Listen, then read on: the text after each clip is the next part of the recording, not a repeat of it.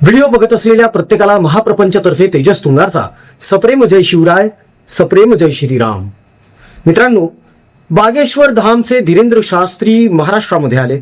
महाराष्ट्रामध्ये छत्रपती शिवाजी महाराज यांच्यावर त्यांनी एक विधान केलं.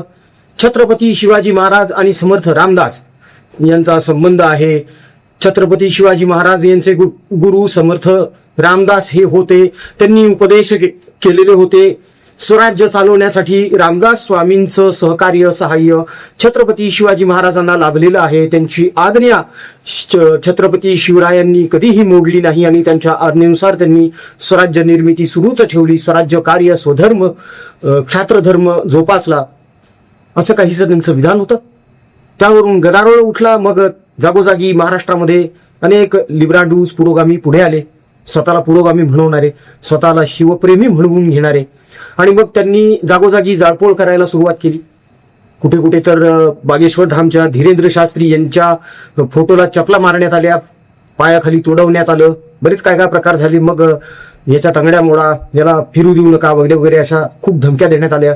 मग तो भोंदू आहे असेही आरोप करण्यात आले. मात्र याचं खंडन शास्त्रीजींनी केलं होतं की मी भोंदू वगैरे काही नाही, किंवा मी कधीच कोणाला सांगत नाही माझ्याकडे या म्हणून. फक्त जे येतात श्रद्धेनं मी त्यांना हनुमान उपासक बनवण्याचा प्रयत्न करतो. खरं तर बागेश्वर धामचे हे जे शास्त्रीजी आहेत यांचं हिंदू धर्मासाठी बऱ्यापैकी काम आहे बरं का. बऱ्याच जणांची यांनी घरवापसी केलेली आहे. अनेक आजार जे दुर्धर आहेत माणसाचे त्यांवर हे यांच्या धामतर्फे मोफत उपचार देखील देतात. समाजसेवा मोठ्या प्रमाणावर आहे यांची, कबूल आहे. परंतु हा जो वाद उपस्थित झाला ना, हा असूयेपोटी आकाशापोटी झालेला आहे निर्माण. त्याचं कारण असं आहे की हे ब्रिगेडवाले अनेक जण असं म्हणतात की छत्रपती शिवाजी महाराज आणि समर्थ रामदास यांचा दुरान्वये काही संबंध नाही आहे. याचं खंडन आम्ही करणार आहोत पुढच्या व्हिडिओमध्ये आणि सप्रमाण करणार आहोत. त्याचं कारण आहे, छत्रपती शिवाजी महाराज यांची जेव्हा तुकोबारायांची भेट झाली तेव्हा तुकोबारायांनी तुकोबांची गाथा ही छत्रपतींना दिली होती. त्या तुकोबांच्या गाथेमध्ये दस्तूर खुद्द तुकाराम महाराजांनी समर्थ रामदासांचा उल्लेख केलेला आहे आणि त्यांना उपदेश केलेला आहे की तुम्ही रामदासांना भेटा, तुम्ही समर्थांना भेटा, कारण आम्ही हे फक्त लेखणीचे धनी आहोत, पत्रांचे धनी आहोत आणि ते शस्त्रांचे. युद्ध कसं करावं, गुप्तहेर रचना कशी असावी हे रामदास स्वामी तुम्हाला सर्वार्थानं योग्य पद्धतीने सांगू शकतात. हा सल्ला दस्तूर खुद्द तुकाराम महाराजांनी आपल्या तुकोबा गाथा, तुकाराम गाथा यामधून शिवाजी महाराजांना दिलेला आहे. पुराव्यांसकट पुढच्या व्हिडिओमध्ये सादरीकरण होणार आहे, त्यामुळे थोडीशी वाट बघा. अजून एक महत्वाचा मुद्दा या तुकोबाच्या गाथेमधूनच आपण शोधून काढलेला आहे, तो सुद्धा आम्ही तुमच्या समोर ठेवणारच आहोत. मात्र आजचा मुद्दा हा थोडासा वेगळा आहे. आजचा मुद्दा हा यासाठी आहे की बागेश्वर धामचे धीरेंद्र शास्त्री बोलले तेव्हा खूप कुई कुई कुई कुई झाली महाराष्ट्रामध्ये. पण शांतिप्रिय समाजाचा एक मुल्ला मौलवी जो 3 तलाक हलाला याचं समर्थन करतो, तो जेव्हा छत्रपती शिवरायांवर बोलतो तेव्हा हे ब्रिगेडी कुठं तोंड लपवून पडतात, तेव्हा हे लिब्रांडूस कुठे तोंड लपवून पळतात, हे पुरोगामी म्हणून घेतात स्वतःला, हे कुठे पळतात? कुठे गेले शिवाजी महाराजांच्या नावानं घोषणा देणारे उभाटावाले? कुठे गेले मनसेवाले ज्यांनी स्वतःचा झेंडा बदलून भगवा रंग त्यामध्ये आणलाय? अक्षरशः शिवमुद्रा त्यावर छापण्यात आली. वर दाखवता का फक्त शिवरायांचं प्रेम? त्या साजिद रशिदीला खडसावलं का नाही आजपर्यंत? मित्रांनो, महत्वाचा मुद्दा आहे, अजिबात स्किप करू नका आजचा व्हिडिओ. जे जे कोणी शिवप्रेमी आहेत, जे जे कोणी शिवभक्त आहेत, छत्रपती शिवाजी महाराजांना जे आराध्य मानतात, दैवत मानतात, त्या सगळ्यांनी हा व्हिडिओ बघितलाच पाहिजे. मित्रांनो, साजिद रशिदी जे बोललेलं आहे ते ऐकून जर तुमच्या पायाची आग मस्तकात नाही पोहोचली तर तुम्ही शिवभक्तच नाही. त्या रशिदीला ऐकण्या अगोदर छोटीशी विनंती करून टाकतो. प्रत्येक व्हिडिओमधून आवाहन यासाठी आहे सहकार्याचं की नवीन प्रेक्षक जे व्हिडिओ बघत आहेत, नवीन आपले सन्माननीय प्रेक्षक बघत आहेत, जे सहकार्य करू इच्छितात, त्यांच्यापर्यंत निरोप पोहोचावा म्हणून हे आवाहन. मित्रांनो, आपल्या या सुरू असलेल्या सत्कर्मामध्ये आपल्या इच्छेनुसार, आपल्या मर्जीनुसार आपल्याला जे योगदान देता येईल, अन्नदानासाठी, कर्करोगग्रस्त रुग्णांसाठी, विद्यार्थ्यांसाठी आणि वृक्षारोपणासाठी निश्चितपणे करा. कारण आपण आज जर झाड लावलं तर उद्या त्या झाडाच्या सावलीत गाडी लागेल आपली, आणि ऑक्सिजनच्या बाटल्या विकत घेऊन हिंडावं लागणार नाही. मन मोठं करा, काळाची भविष्याची गरज ओळखा, माणुसकीचं दर्शन घडवत योगदान सहकार्य करा, जे आजपर्यंत करत आलेलं आहात. त्यामुळेच आपलं हे प्रपंच परिवाराचं छोटंसं रोपटं आता वृक्षात रूपांतरित व्हायला लागलेलं आहे. मित्रांनो, तेव्हा मन मोठं करून पुढे या. आता बघूया हा साजिद रशिदी काय बोलतोय. छत्रपती शिवाजी महाराज यांच्याबद्दल याचे कसले विचार आहेत, हा त्या लायकीचा तरी आहे का महाराजांचं नाव घेण्याच्या? तुम्ही विचार करा फक्त एका गोष्टीचा, की ज्या छत्रपती शिवाजी महाराजांच्या पोटच्या मुलाला हाल हाल करून मारण्यात आलं, 40 दिवस यातना झाल्या, मरण यातना होत्या, मात्र शंभूराजेंनी धर्म सोडला नाही. त्यांना अट घातली होती ना, धर्मांतर करा, म्हणा अल्लाहू अकबर, म्हणा नमाज पठण करा, आम्ही तुम्हाला जीवे सोडू. ठीक आहे, अहो डोळे फोडले ना, जीभ काढली बाहेर, नख काढले, असंख्य घाव शरीरावर, मीठ चोळलं, त्यावर तिखट टाकलं, काय वेदना झाल्या असतील, काय यातना झाल्या असतील. आणि हे सगळं औरंगजेबाच्या सांगण्यावरून झालेलं आहे.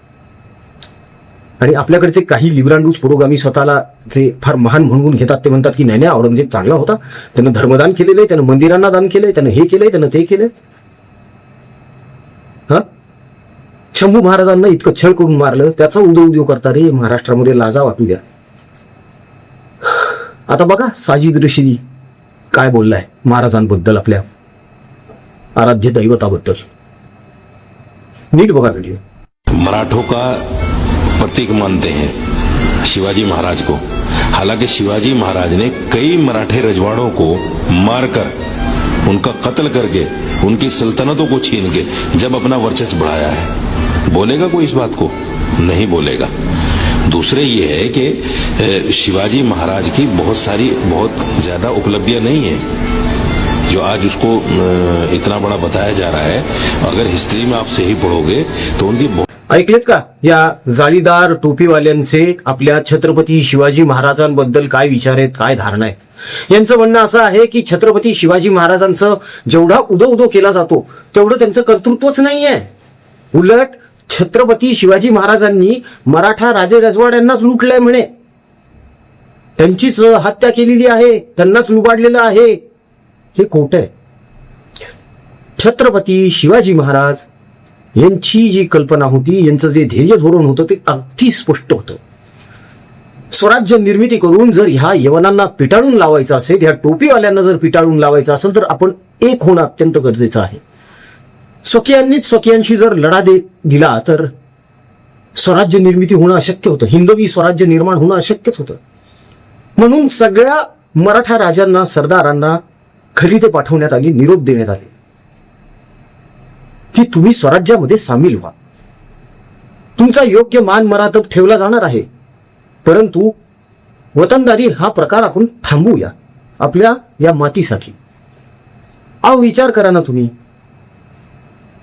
मोहिमेवर निघताना, स्वारीला जात असताना सैन्याला आदेश होता, गोरगरिबाच्या शेतकऱ्याच्या शेतातील काडीला सुद्धा धक्का नाही लागला पाहिजे, आणि नव्हता लागत.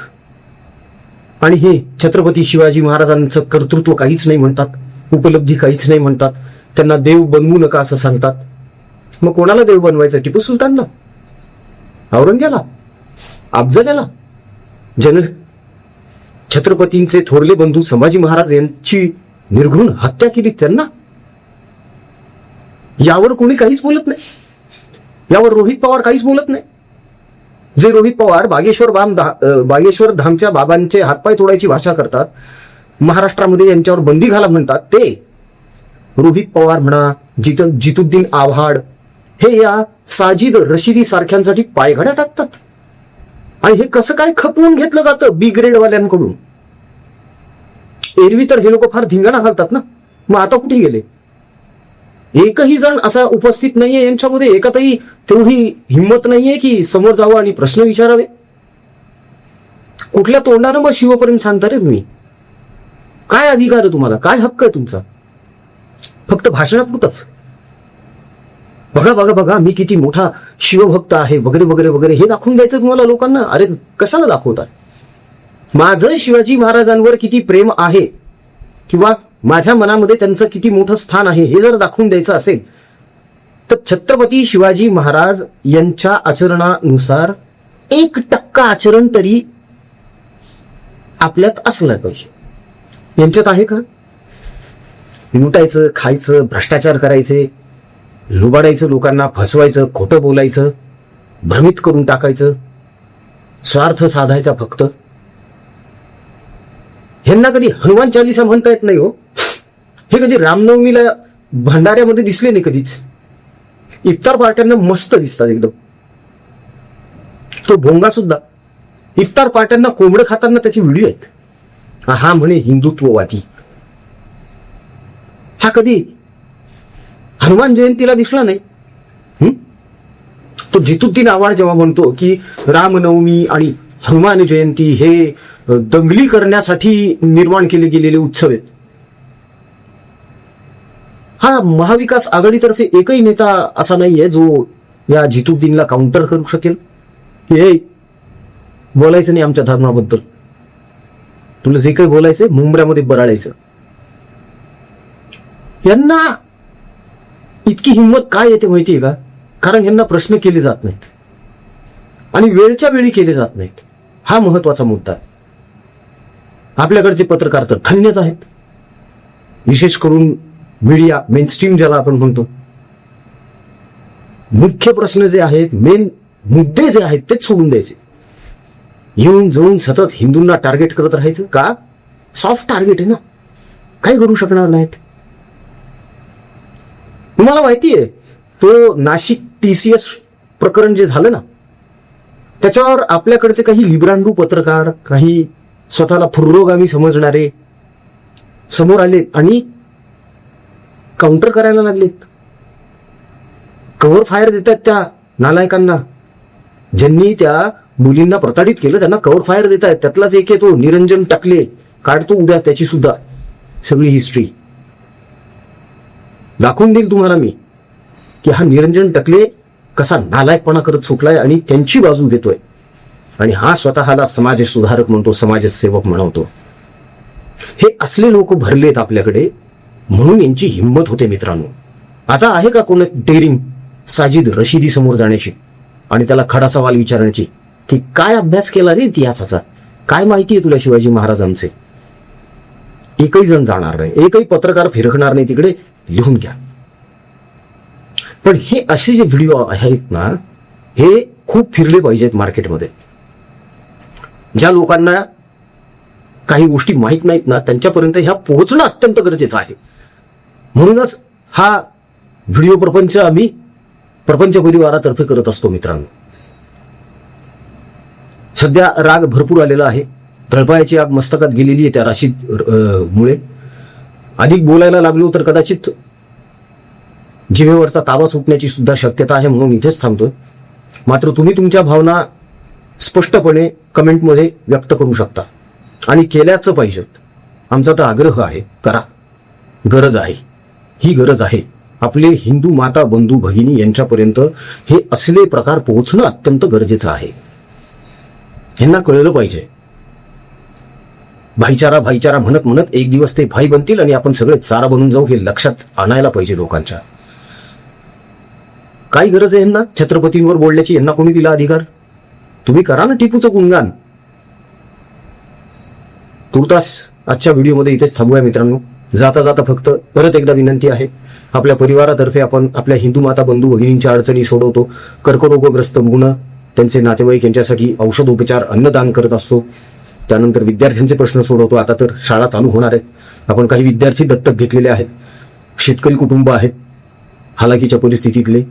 आता उन्हाळा कडक आहे, पाणी टंचाई जबरदस्त आहे बॉस. काय काय प्रॉब्लेम आहेत ना, आता परत एकदा फील्डवर गेल्यावरच कळणार आहे.